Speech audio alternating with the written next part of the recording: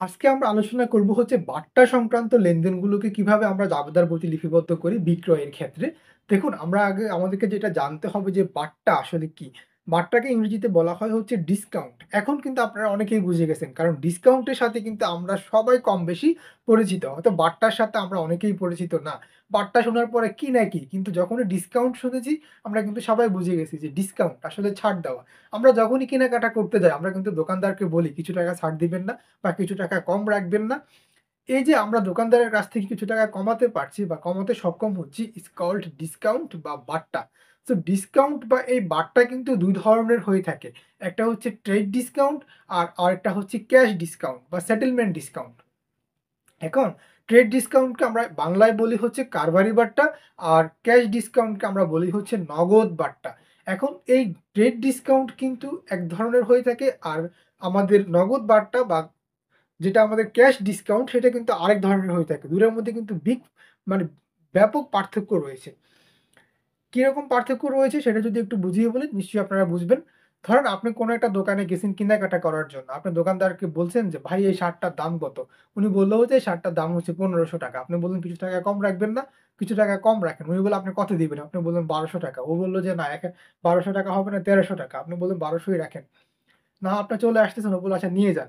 এই যে আপনি ওর সাথে বার্গেইন করার মাধ্যমে বা দামাদামি করার মাধ্যমে যেই আপনি ৳৩০০ কমাতে সক্ষম হয়েছেন, এই টাকাটাকেই আমরা বলি হচ্ছে কারবারি বাট্টা বা আমরা ইংরেজিতে বলি হচ্ছে ট্রেড ডিসকাউন্ট। এই এইটা কিন্তু আমরা হিসাবের বইতে লিপিবদ্ধ করি না। এখন আমাকে যদি কেউ জিজ্ঞেস করে যে, "এই শার্টটা কত নিয়েছে?" আমি ৳১২০০ ই বলব। আমি বলব না যে, "দোকানদার চাইছিল ৳১৫০০ আমি বলছি ৳৩০০ কম দেন।" তারপরে সে ৳১২০০ দিছে। এত কথা বলবেন? না, এটার দাম সিম্পলি কত? ৳১২০০। তাহলে এই যে আমি বার্গেইন করার মাধ্যমে বা দামাদামি করার মাধ্যমে যেই টাকাটা ছাড় নিতে পারছি, এটা কিন্তু আমাদের ট্রেড ডিসকাউন্ট। আর যেমনটা আগেও বললাম ট্রেড ডিসকাউন্ট বা কারবারি বাট্টা লেনদেনে লিপিবদ্ধ করা হয় না। শুধুমাত্র টাকার অ্যামাউন্টটা বাদ দিয়ে বসাতে হয়। কিন্তু যেটা হচ্ছে গিয়ে আমার ক্যাশ ডিসকাউন্ট বা নগদ বাট্টা ওটা কিন্তু আমার লেনদেনে লিপিবদ্ধ করতে হয়। ধরেন আপনি শার্টটা কিনলেন ৳১২০০ দিয়ে। কিন্তু আপনি দোকানদারকে ৳১২০০ দেন নাই। আপনি ওকে দিয়ে ওর কাছ থেকে এটা বাকিতে কিনছেন। আর দোকানদার আপনাকে আরো একটা শর্ত দিল যে, "মিস্টার অমুক ভাই যদি আপনি আমাকে ১০ দিনের মধ্যে টাকাটা দিয়ে দেন, তাহলে কিন্তু আমি আপনাকে আরো ৳২০০ ছাড় দিব।" মানে ৳১,০০০ আপনার তখন দিলেই হবে। এই যে ১০ দিনের মধ্যে দিলে সে আপনাকে আরো ৳২০০ ছাড় দিচ্ছে, আপনাকে একটা শর্ত জুড়ে দিল। আপনি যদি এই শর্তটা রিসিভ করেন বা গ্রহণ করেন, তখন কিন্তু যেই ৳২০০ দোকানদার কম পাচ্ছে, এটা তার জন্য একটা ব্যয় হয়, তার একটা ক্ষতি হয়। আবার আপনি যে ৳২০০ কম দিতে পারছেন, আপনার জন্য কিন্তু এটা একটা আয় হয়। আপনার টাকাটা কিন্তু আপনার কাছে থেকে যায়। তো সেজন্য কিন্তু এই টাকার এই প্রভাবটা কিন্তু আমাদের লেনদেনে কিন্তু পড়ে। হিসাবের বইতে কিন্তু এই লেনদেনের প্রভাবটা আসবে। তো আমরা নগদ বার্তা যেটা রয়েছে বা আমাদের ক্যাশ ডিসকাউন্ট যেটা রয়েছে, সেটাকে কিন্তু আমরা হিসাবের বইতে লিপিবদ্ধ করব। এখন বিক্রয়ের ক্ষেত্রে আসলে আমরা যেটা চিন্তা করব, সেটা আমরা চিন্তা করব হচ্ছে বিক্রেতার পার্সপেক্টিভ ভিউ থেকে। এখন আমি বিক্রেতা। সো আমি যখন কাউকে বার্তাটা দিচ্ছি, আল্টিমেটলি কিন্তু দিন শেষে আমার টাকার পরিমাণ কমে যাচ্ছে। সে ফর এক্সাম্পল এই শার্টটার দাম বলেছিলাম ৳১৫০০।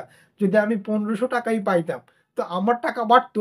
কিন্তু আমি বিক্রেতা, আমি বিক্রি করতেছি। এখন আল্টিমেটলি কি হলো? আমি যদি তাকে ছাড় দিই, ১ম এ ৳৩০০ কারবারি বাট্টার জন্য ছাড় দিলাম। এরপর আবার তাকে একটা শর্ত দিলাম, যদি সে ১০ দিনের মধ্যে আরো ৳২০০ পাবে। তো এই ৳২০০ কিন্তু আমার গায়ের থেকে যাচ্ছে। আমার আমার প্রফিট কিন্তু এখান থেকে কমে যাচ্ছে। যদি আমি তাকে কাছে ৳১৫০০ য় বিক্রি করতে পারতাম, আমি ৳৫০০ কিন্তু প্রফিট করতে পারতাম। সো আমার প্রফিট কিন্তু কমে যাচ্ছে। তো এই ধরনের লেনদেনগুলোকে আসলে জাবেদা লিপিবদ্ধ করা কিন্তু খুব কঠিন কিছু না বা খুব জটিল কিছু না। আমরা কিন্তু অযথাই কিন্তু ভয় পেয়ে যাই। আমাদের মধ্যে ভয় কাজ করে আর এই ভয় কাজ করার কারণে কিন্তু আমরা ভুল করে ফেলি। তো আমরা এরকম লেনদেনগুলো নিয়েই আজকে আলোচনা করব। সেই ফর এক্সাম্পল বলা হলো যে ৳২০,০০০ র পণ্য বিক্রি করা হলো যার মধ্যে ১০% কারবারি বাট্টা। তো আমি আগেই বললাম যে কারবারি বাট্টা কিন্তু লেনদেনে আসে না। শুধুমাত্র আমি টাকার অ্যামাউন্টটাই বাদ দিয়ে দিই। তাহলে এটার জন্য আমার জাবেদা কি হবে? আমি ৳২০,০০০ র পণ্যদ্রব্য বিক্রি করা হলো, যার মধ্যে কারবারি বাট্টা হচ্ছে ১০%। এখন আমি এই পণ্যটা কি বাকিতে বিক্রি করেছি না নগদে বিক্রি করেছি, কোনো কিছুই বলা নাই। আবার কোনো ব্যক্তি বা প্রতিষ্ঠানের নামও বলা নাই। তখন কিন্তু আমরা ধরে নেব এটা নগদেই বিক্রি করা হয়েছে। তো আমরা একটা জাবেদার ঘর আগে করে নিই। আমাদের জাবেদার ঘর হচ্ছে মোট ৫ টা। প্রথমে হচ্ছে তারিখ, তারপর হচ্ছে পার্টিকুলার্স বা বিবরণ বা হিসাবের নাম, এরপরে খতিয়ান পৃষ্ঠা, ডেবিট টাকা, ক্রেডিট টাকা। আমরা একটা জাবেদার ঘর করে ফেলি, তাহলে আমরা বিষয়গুলো বুঝতে আরো সহজ হবে। তো আমরা ১ম যে ঘরটা করব সেটা হচ্ছে আমাদের তারিখ, তারপর হচ্ছে পার্টিকুলার্স বা বিবরণ, এরপর হচ্ছে আমাদের লেজার নাম্বার, এরপর হচ্ছে আমাদের ডেবিট টাকা আর হচ্ছে ক্রেডিট টাকা। তো আমরা আগে জাবেদার ঘরটা করে নিলাম। জাবেদার ঘর করার কারণে আপনাদের কিন্তু ম্যাথ গুলো সলভ করতে কিন্তু সুবিধা হবে। আপনারা নিজেরাই তখন ঘর করে করতে পারবেন। আমরা ১ম এ লিখব হচ্ছে ডেট, বাংলা যারা লিখবেন তারা লিখবেন হচ্ছে তারিখ। আমরা এখানে লিখব হচ্ছে অ্যাকাউন্টস টাইটেল বা পার্টিকুলার্স। আর বাংলায় লিখবেন হচ্ছে বিবরণ বা হিসাবের নাম। আমরা এখানে লিখব হচ্ছে লেজার নাম্বার। বাংলায় লিখবেন হচ্ছে খতিয়ান পৃষ্ঠা। আমরা এখানে লিখব হচ্ছে টাকা, এখানে লিখব হচ্ছে ডেবিট আর এখানে লিখব আমরা ক্রেডিট। সরাসরি আপনারা এটা না দিলেও হবে। সরাসরি দাগ দিয়ে এখানে ডেবিট, এখানে ক্রেডিট এভাবে করলেও হবে। আমি জাস্ট একটু ডিজাইন করলাম আরকি। তো আমরা এখন যেটা করব যে আমাদের কিন্তু লেনদেনটা নিশ্চয়ই আপনাদের মনে আছে। আমাদের লেনদেনটা ছিল হচ্ছে ৳২০,০০০ র পণ্য বিক্রি করা হলো, যার মধ্যে ১০% কারবারি বাট্টা। সো আমরা আগে বাট্টার টাকাটা বের করে নিই যে ৳২০,০০০ 10% এ কত আসে?